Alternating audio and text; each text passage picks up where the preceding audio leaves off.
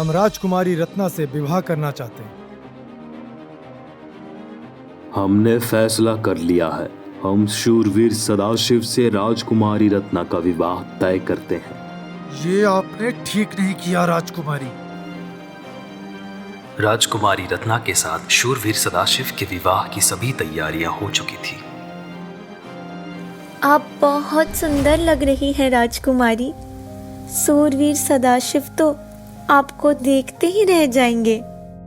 राजकुमारी को बाहर बुलाया जाए।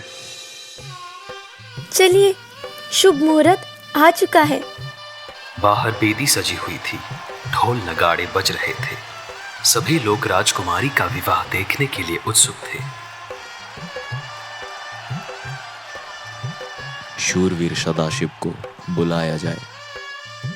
शूरवीर सदाशिव अब तक मंडप पर क्यों नहीं पहुंचे?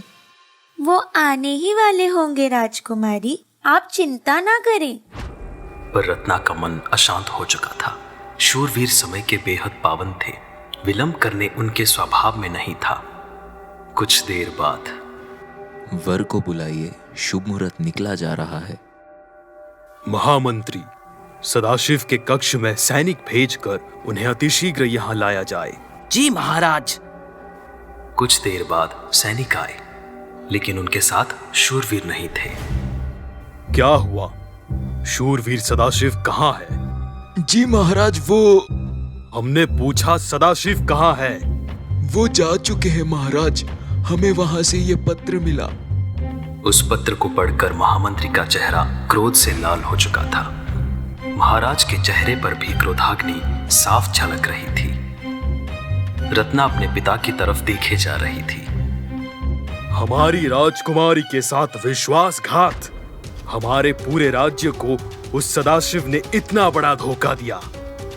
हम विजयनगर को उसके किए की सजा अवश्य देंगे महाराज। परंतु रत्ना का विवाह आखिर हुआ क्या है महाराज? वो सदाशिव विजयनगर से भेजा हुआ एक गुप्तचर था, जो हमारी सेना और रक्षा रणनीति के भेद जानने यहाँ आया था। विजयनगर हम पर जल्द ही आक्रमण करने वाला है। सदाशिव ने स्वयं ये बातें हमें उजागर की है। क्या?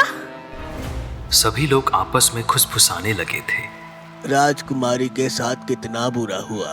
हाँ, सच में। क्षमा कीजिए महामंत्री, परंतु हमें शूरवीर की मंशा पर शुरुआत से ही संदेह था।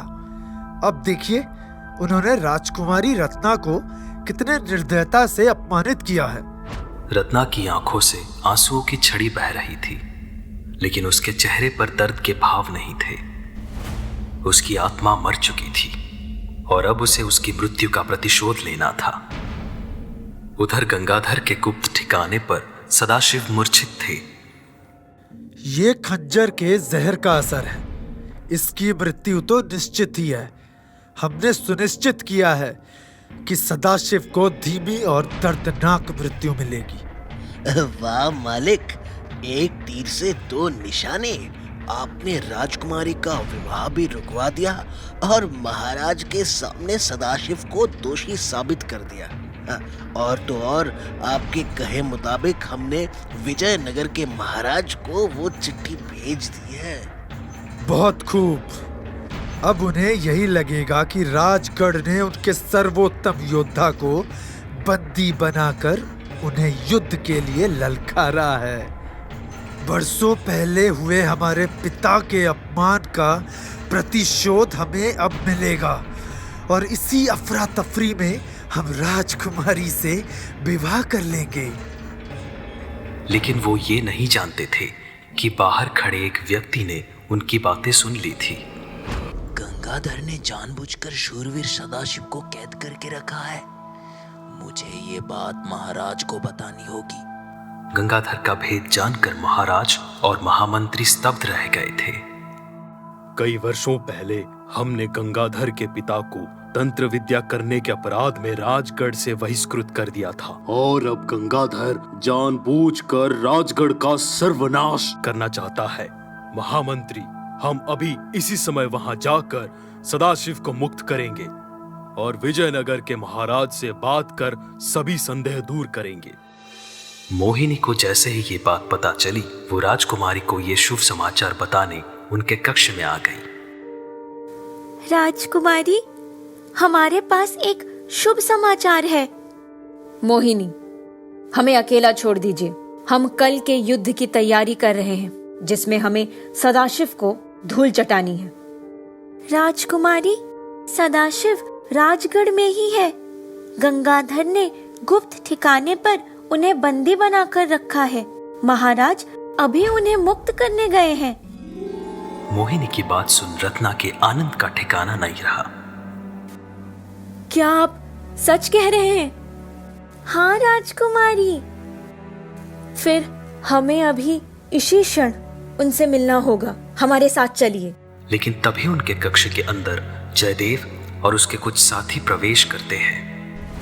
तुम्हारी हिम्मत कैसे हुई अंदर महल में प्रवेश करने की? भीम सिंह, धर्म सिंह, इसे काल कोठरी में डाल दो। राजकुमारी, इतनी जल्दी भी क्या है? आज आपका विवाह है राज पुरोहित गंगाधर के साथ।